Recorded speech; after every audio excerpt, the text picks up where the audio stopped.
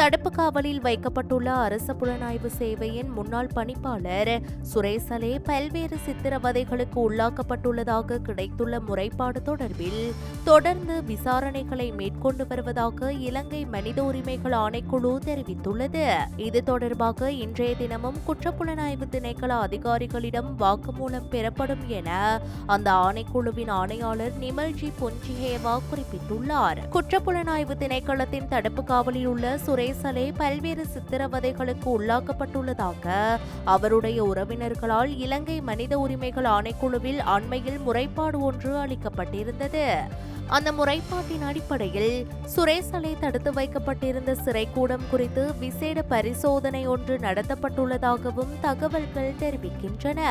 அவர் குற்றப்புலனாய்வு திணைக்களத்தின் சாதாரண சிறைக்கூடம் ஒன்றில் தடுத்து வைக்கப்பட்டிருந்ததாகவும் அந்த சிறைக்கூடத்திற்குள் முறையான காற்றோட்டம் இல்லாதது உள்ளிட்ட பல பொதுவான அடிப்படை குறைபாடுகள் அவதானிக்கப்பட்டுள்ளதாகவும் இலங்கை மனித உரிமைகள் ஆணைக்குழு குறிப்பிட்டுள்ளது. இதுகுறித்து குற்றப்புலனாய்வு திணைக்கள அதிகாரிகளுக்கு தெளிவுபடுத்துவதற்கும் மனித உரிமைகள் ஆணைக்குழு நடவடிக்கை எடுத்துள்ளது. சுரேசலே தடுத்து வைக்கப்பட்டிருந்த சிறைக்கூடத்திற்கு அருகில் இருந்த ஏனைய கைதிகளிடமும் வாக்குமூலங்கள் பதிவு செய்யப்பட்டுள்ளதுடன் குற்றப்புலனாய்வு திணைக்கள அதிகாரிகளிடம் இருந்தும் வாக்குமூலங்கள் பதிவு செய்யப்பட்டுள்ளதாக மேலும் தெரிவிக்கப்படுகிறது.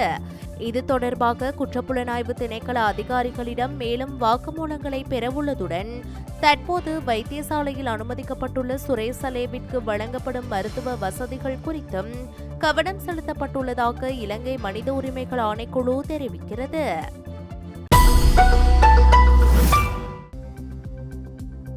பயங்கரவாத தடை சட்டத்தின் கீழ் தம்மை கைது செய்வதை தடுக்கும் உத்தரவொன்றை பிறப்பிக்குமாறு கோரி முன்னாள் ஜனாதிபதி கோட்டாபய ராஜபக்ஷ மேன்முறையீட்டு நீதிமன்றத்தில் மனு ஒன்றை தாக்கல் செய்துள்ளார். உயிர்த்த ஞாயிறு பயங்கரவாத தாக்குதல் சம்பவம் தொடர்பில் மேற்கொள்ளப்பட்டு வரும் விசாரணைகளுக்கு அமைவாக அவர் இந்த மனுவை தாக்கல் செய்துள்ளார். சட்டத்தரணி சனத் விஜயவர்தன ஊடாக தாக்கல் செய்யப்பட்டுள்ள இந்த மனுவின் பிரதிவாதிகளாக போலீஸ் மா அதிபர், குற்றப்புலனாய்வு திணைக்களத்தின் பணிப்பாளர் ஷானி அபேசேகர மற்றும் அதன் நிலைய பொறுப்பதிகாரி மெத்யூ குணவர்தன ஆகியோர் பெயரிடப்பட்டுள்ளனர்.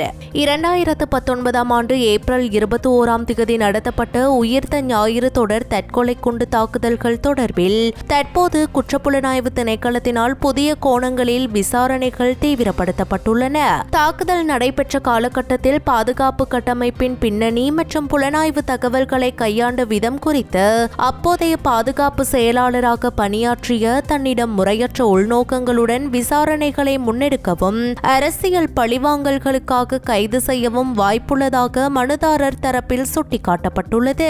எனவே இந்த மனு மீதான விசாரணைகள் நிறைவடையும் வரை தம்மை கைது செய்வதற்கு தடை விதித்து இடைக்கால உத்தரவொன்றை பிறப்பிக்குமாறு முன்னாள் ஜனாதிபதி மேன்முறையீட்டு நீதிமன்றத்தை கோரியுள்ளமை குறிப்பிடத்தக்கது.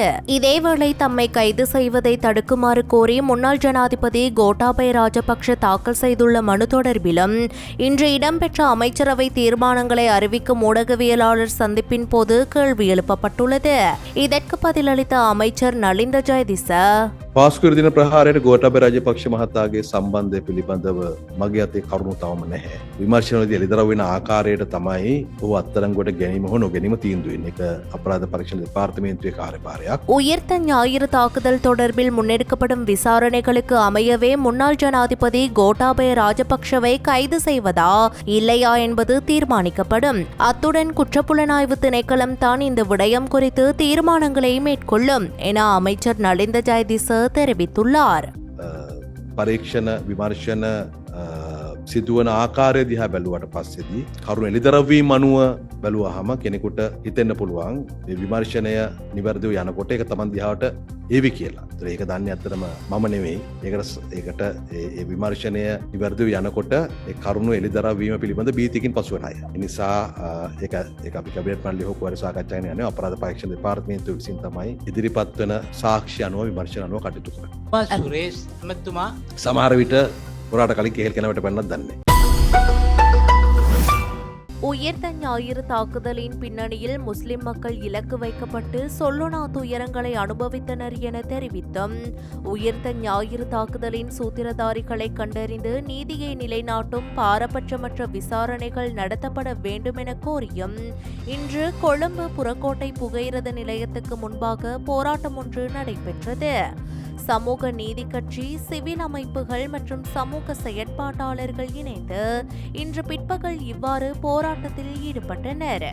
இன்னொரு சமூகம், இலங்கையில் உள்ள கத்தோலிக்க சமூகம் முழுமையாக பாதிக்கப்பட்டு அவர்களுடைய உயிர்களை இழந்து அவர்களுடைய மத வழிபாட்டு தலங்கள் மீது நடத்தப்பட்ட தாக்குதல் மூலமாக அவர்களுடைய பாதுகாப்பை இழந்து பரிதவித்த அந்த நேரத்தில் இன்னும் ஒரு வகையான வித்தியாசமான ஒரு உளவியல் ரீதியான தாக்குதல், ஒரு பொருளாதார ரீதியான தாக்குதல் இலங்கையில் உள்ள முஸ்லிம் சமூகத்தை நோக்கி கட்டமைக்கப்பட்டது. அது திட்டமிட்டு கட்டமைக்கப்பட்ட ஒரு விடயம். இலங்கையில் உள்ள ஒவ்வொரு முஸ்லிம் பிரஜையும் குறித்த அந்த ஈஸ்டர் தாக்குதல் சம்பந்தமான விடயத்தில் தான் குற்றவாளி என்று தனக்குத்தானே பரிதாபத்தை தேடக்கூடிய ஒரு நிலைமைக்கு அந்த ஈஸ்டர் தாக்குதல் அரங்கேற்றம் நடந்து முடிந்தது. அந்த வகையில் தற்போது நீதித்துறை சுயாதீனமான முறையில் செயற்பட்டு ஈஸ்டர் தாக்குதலினுடைய சூத்திரதாரிகளை கண்டறியும் நோக்கில் நீதித்துறையினுடைய அனைத்து விதமான சுயாதீன தன்மையையும் பயன்படுத்தி அதனுடைய விசாரணைகளை முன்னெடுத்து செல்கின்ற இந்த நேரத்தில் ஒரு சில சக்திகள், இதற்கு முன்னால் அதிகாரத்தில் இருந்த, இதற்கு பின்னரும் அதிகாரத்தை எதிர்நோக்கி இருக்கக்கூடிய சக்திகள் இத்தகைய நீதித்துறை நடைமுறைகளை குழப்பக்கூடிய விதங்களில் செயற்பட்டு வருகின்றார்கள். இந்த விசாரணை ஆரம்பிப்பதற்கு முன்னால் பல்வேறு காலங்களில் பல்வேறு முஸ்லிம் சமூகத்தை பிரதிநிதித்துவப்படுத்தக்கூடிய நபர்கள், குறிப்பாக சிரேஷ்ட சட்டத்தரணி ஹிஜாஸ் ஹிஸ்புல்லா, அதே போன்று உதவி கல்வி அத்தியட்சரான தில்ஷான் முகமது எனக்கூடிய ஒரு சமூக செயற்பாட்டாளர், அதே போன்று